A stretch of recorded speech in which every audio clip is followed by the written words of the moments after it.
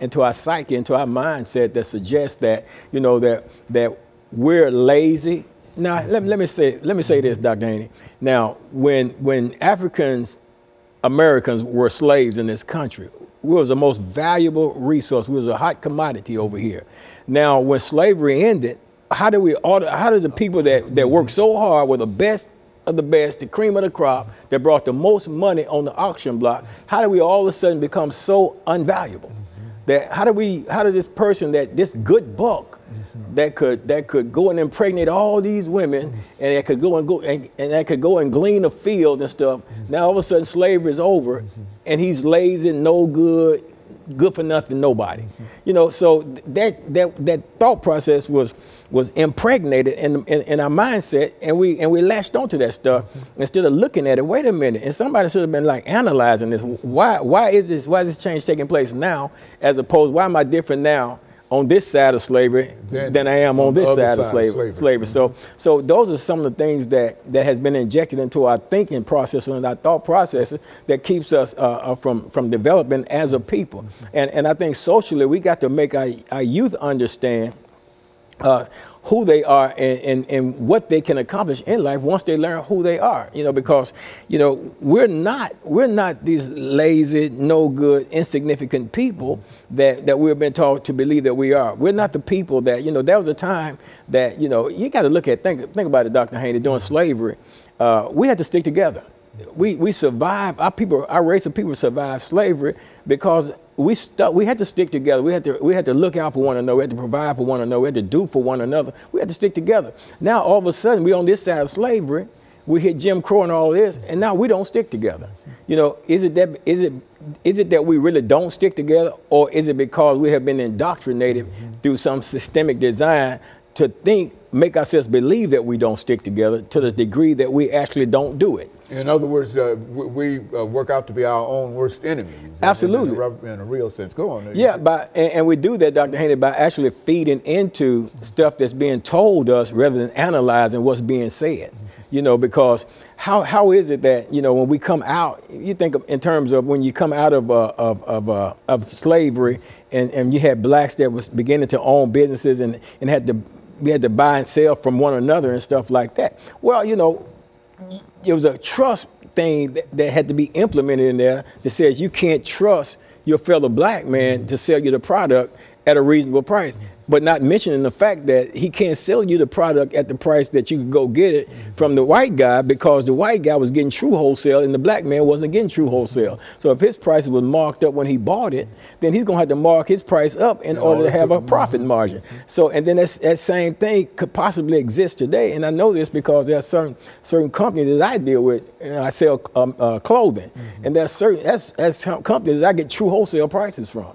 And then there are a couple of companies that I deal with that they don't give me true wholesale prices. So if you get a suit from that particular catalog, it's gonna cost you more than it would be if you got it from over here, because over here I don't have true wholesale prices, so if they got a 20% markup, I got to market in order to be profitable in that area. In reference to what you're doing. So it's not a matter of well, you're selling yours more. That you're making it's something that's almost forced onto you if you're dealing with any kind of business. Is that what you're saying? It's the economic part of that system and that's how it works. You know, and that's just how you got to understand. So it's not that the black person would get the store and sell their products much higher just because they wanted to make more money. No, it's so high in order to make money. They had to do that in order to stay afloat and to make money. But we've been taught and we've been indoctrinated with this mindset, this thought process that says, you know, I can't trust you because you're black. But at the same time, we came through this whole process of slavery. We came through this.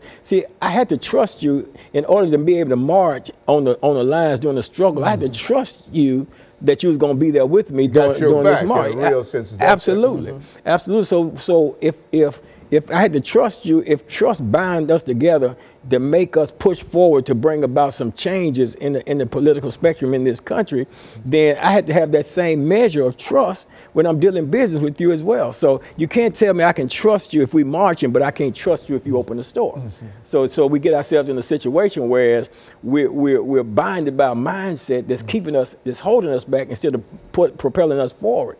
And I say this concerning our youth. We have to train our youth, but Dr. Haney, it's a sad situation a lot of time that we deal with, because it's like, how can you teach when you haven't been taught? So it's a thing, whereas we talk about a lot of time empowering and educating and equipping our youth to do certain things and stuff like that. But at the same time, while in the process of empowering, educating, and equipping our youth, we have to empower, educate, and equip the adults so that they can, in turn, have something to share with the youth. Because where it is now, you look at a lot of situations, the youth are looking and they're listening, but they're seeing one thing, but they're not hearing a lot of what they need to be hearing in terms of how can I navigate my way through these systems and traps that's out here in life for me, and especially in life for when you look at the African-American male. You know, and you know, a lot of times, I need to say this too, that when you talk about the African-American male and African-Americans, and you're specifically talking about that, people want to say, well, you're racist or whatever, but that's not it. I just love my people. Okay, well, I'll tell you what we're going to do, Reverend. Let's have this second commercial break, and then we're going to come back and continue our conversation.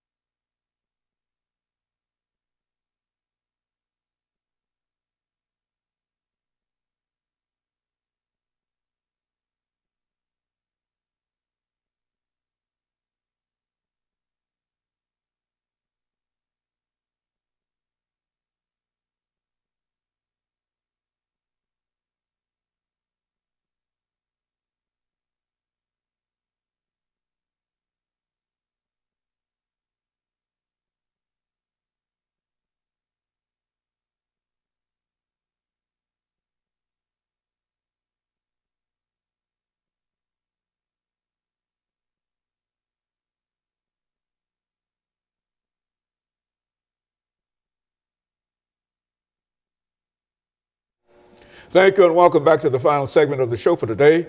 We're talking to Pastor KWalker, and he's given us some information of dealing with the political, social, and economic aspects of the African American and how the African American can be empowered through learning and the knowledge of himself. And so, Pastor, let's see if we can pick up where we left off the last time, but especially I'm concerned about not only the African-American race, but I'm also concerned specifically about young African-American males in the African-American race. What can we say in reference to what they should do?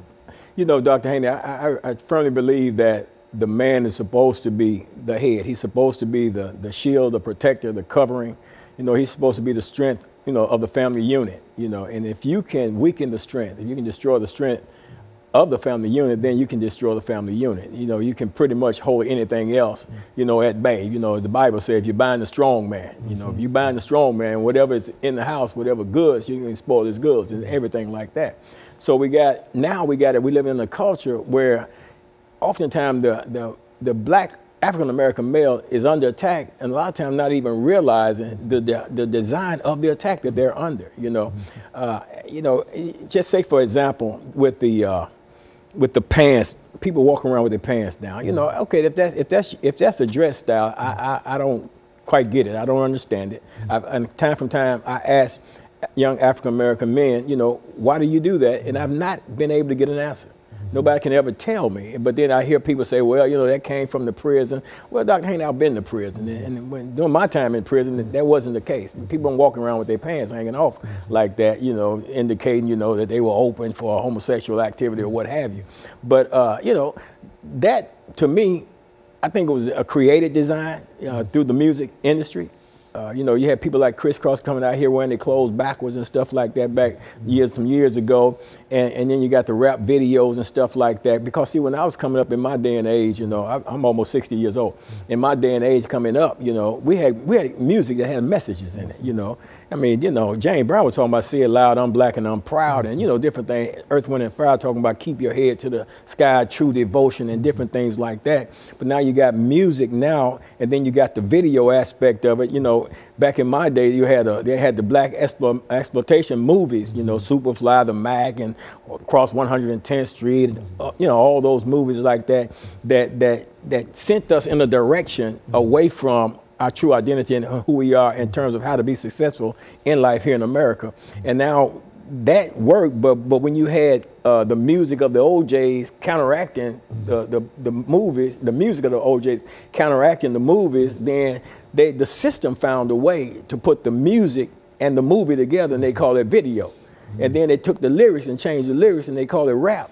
And a lot of the raps, the dirtier the rap is, the more garbage it spits out, the more degrading it is toward our women, the more violence it shows, the more sexual immorality it shows and things like that, the more money the artists are making. And the more money the artists are making, they're putting it out there. They're glorifying a negative lifestyle that's only produces death and destruction. And our people are listening to that stuff. They're grabbing hold to that stuff, and they're allowing that stuff to go into their mind. And that's why the Bible talks about be careful what you hear, because what you hear can determine how you act or your behavior. So people are listening to this music, and then they're acting in accordance to this music. Now you got a situation in life that we're living with where morals are being taught through video and rap music. So these are negative morals that we're being taught, and then we're acting out on those things. So it's easy now for somebody to grow up in grade school with a friend, two young black males growing up, going to kindergarten, first grade, second grade, fifth grade. They grow up and they become teenagers.